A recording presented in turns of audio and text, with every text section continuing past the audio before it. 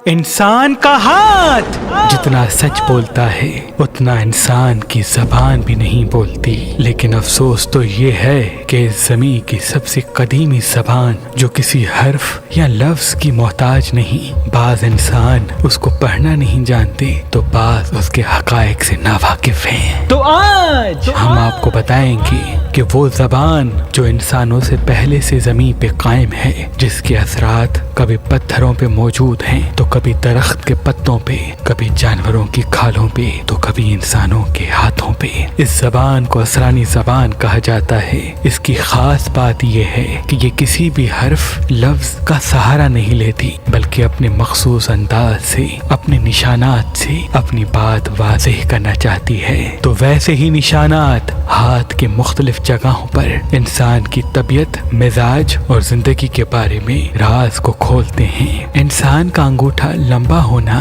یا اس کے پہلے پور میں آنکھ کا بن جانا اس بات کو واضح کرتا ہے کہ یہ انسان محنتی، ہنرمند اور اپنی منزل چیر کے حاصل کرنے والا ہوگا۔ لیکن اگر اسی ہاتھ میں اسی نشان کے ساتھ بار بار کٹ کے نشان آتے ہوں، یعنی وہ محنت تو بہت کرے گا لیکن ان کی چیزیں الجھیں گی۔ اس کو چاہیے کہ وہ فوکس جس چیز پہ رکھنا چاہتا ہے اس چیز پہ مسلسل رکھے، انشاءاللہ منزل ان کے ساتھ ہوگی۔ جس انسان کی زندگی کی لکیر چاند کی طرح گھومتی نہیں بلکہ مون ایریا کی طرف موو کرتی ہے، ایسا انسان جہاں وہ پیدا ہوا وہاں وہ رہے گا زیادہ نہیں، مختلف جگہوں پہ جائے گا اور سفر کے ساتھ اس کی زندگی کی کامیابی جڑی ہوتی ہے۔ اور جس انسان کے انگوٹھے سے اندر زندگی کی لکیر کے ساتھ لکیریں عطارت کی طرف جاتی ہیں، یعنی ان کے عزیز و اقارب ان کے سب سے بڑے محسن ہوتے ہیں، اگر اس لکیر میں کٹ کے نشان ہوں تو اس کا مطلب بیچ کے کچھ ایسے لوگ ہوں گے جو عزیز و اقارب اور ان کے درمیان اختلافات کو بڑھا سکتے ہیں۔